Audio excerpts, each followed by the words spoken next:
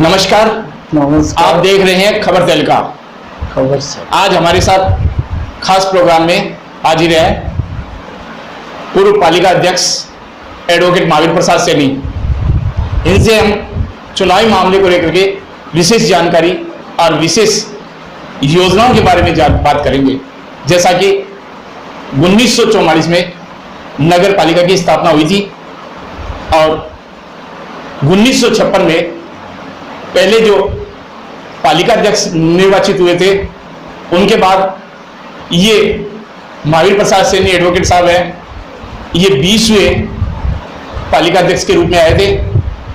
सैनी साहब, जैसा कि नगर पालिका चुनाव सामने है और आपका कार्यकाल भी रहा, आपके कार्यकाल के अंदर जो विकास कार्य हुए, लक्ष्मणगढ़ में वर्तमान में किस तरीके के विकास कार्य हैं, आरोप प्रत्यारोप भी लगे थे, और वर्तमान में किस तरीके के आरोप प्रत्यारोप है और किस नजरिए से आप देखते हैं विकास कार्य को? मैं न्यूज चैनल को बताना चाहूंगा कि मैं 3 जनवरी 1998 को लक्ष्मणगढ़ पालिका अध्यक्ष पद के ऊपर निर्वाचन हुआ था।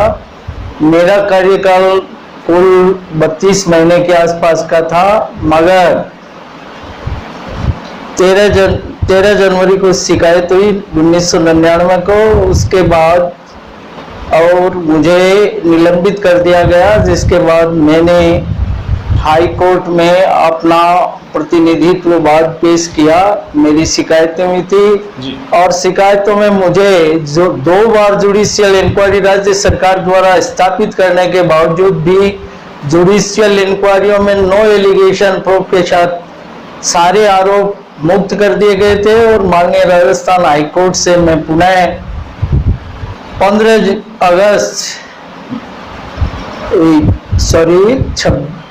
जुलाई 2000 के आसपास और पुणे पालिका का अध्यक्ष पद संभाला था। जिस तरीके से विकास कार्य उस समय किस तरीके से रहा? विकास की कार्यों की गति उस समय धीमी थी, क्योंकि लक्ष्मणगढ़ विधानसभा क्षेत्र राजनीतिक प्रभाव से पिछड़ापन था। यहाँ जी लगातार पिछड़ापन रहने से विकास बहुत ही धीमी गति से चलता था। सन 2000 में लक्ष्मणगढ़ में भाजपा समर्थित पालिका अध्यक्ष बने तो सन 1990 से 2000 के बीच में 4 चेयरमैन आए और जिन्होंने लक्ष्मणगढ़ के विकास का कार्य शुरू किया जी।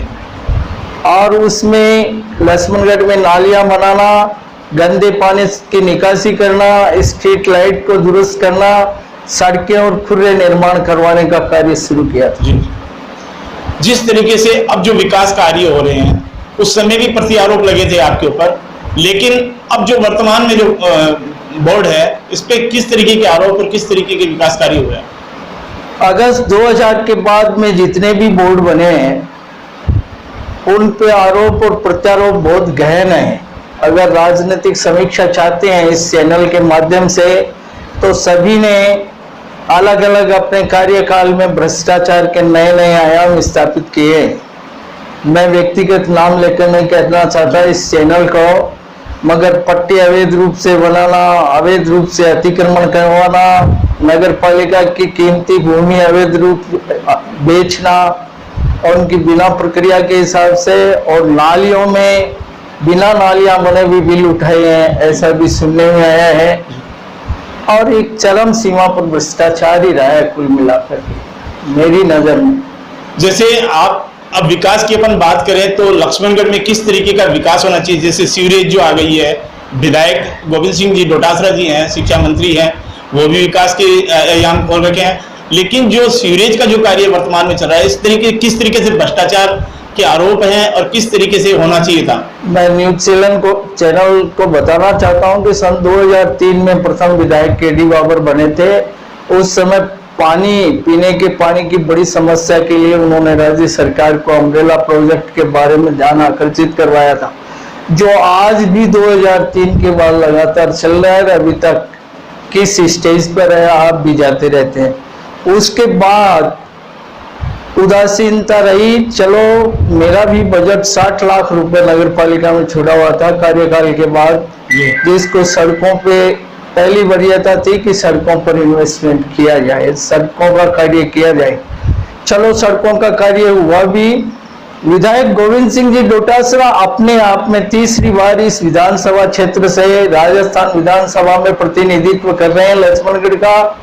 ये सौभाग्य की बात भी है कि राजनीतिक पिछड़ापन लक्ष्मणगढ़ विधानसभा क्षेत्र का दूर हुआ है जी। और निश्चित रूप से लक्ष्मणगढ़ वर्षों से जो विकास की बाट जो रहा था उसमें भी एक नया सोपान हम तय करने जा रहे हैं जी। जिसमें एक तो राजकीय महाविद्यालय जो वर्षों से यहाँ की मांग थी आजादी के बाद से जो पूर्ण हुआ है, ट्रॉमा यूनिट के लिए भी घोषणा की गई है, नेचर पार्क भी बना है, आईआईटी कॉलेज भी बनी है और प्याज मंडी के लिए भी प्रयत्न जारी है।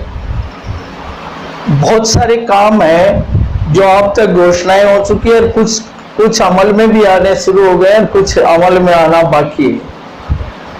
सीवरेज को लेकर के जो कार्य हुआ है, विशेषकर सीवरेज का जो प्रोजेक्ट लक्ष्मणगढ़ को दिया गया, ये बड़ी समस्या थी।